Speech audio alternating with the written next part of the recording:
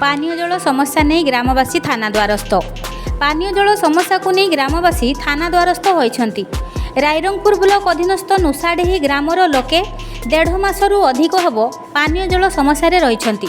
सूचनायोग्य उक्त गाँवर लोके निकटस्थ गोपीनाथपुर थिबा वसुधा योजन निर्मित पानी टांकी पानीय जल नेउथिले, किंतु गोपीनाथपुर गाँवर लोके चक्रांत करी नुसाडेही गाँ को पानीय जल बंद कर देथिले बोली अभियोग होइछि, जहाँफल नुसाडेही गाँ लोके पानीय जल पाई डहल विकल होउछंती।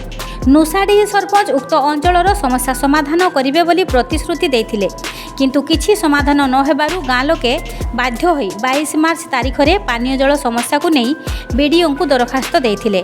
एथिरे मध्ये कोनोसी फल मिली नथिबा जगु गाँ लोके पंचायत ऑफिस सामने धारणार बसिथिले। सूचना पर रायरंगपुर बीडीओ तहसीलदार पीईओ आसी समाधान करथिले। किछि दिन जिबा परे पुणी पानी समस्या आरंभ होइथिला। एणु ग्रामवासी पानी छाड़ुथबा व्यक्ति एवं गोपीनाथपुर सरपंचक नाँ रे रायरंगपुर ग्रामांचल थाना रे पहुंची थाना अधिकारी को एतला देथिले। हो गया है, 1 महीना से ज़्यादा हुआ है।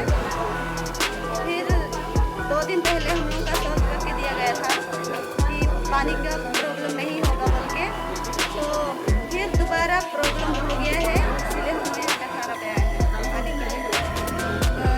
सुधा हमको आमे जानिबाकू चाहूछु गवर्नमेंट जिनस आमे तो जानिछु गवर्नमेंट जिनस समस्त का मिलिबो। जीपी रो जिनस जो समस्त जीपी फंड रो टंका दिया होउची समस्त को मिलवा दरकार, किंतु काहीकि से माने बारंबार बंद करूछंती सेडा हमको एबे सेडा माने सेही समस्या दूर करिबा पई सेही जिनस जानिबा पई आमे थाना को आसीछु। थाना रे हमको कोन सुनौछंती सुनिबा। आप देख रहे हैं ट्राइबल न्यूज, हमेशा सच के साथ।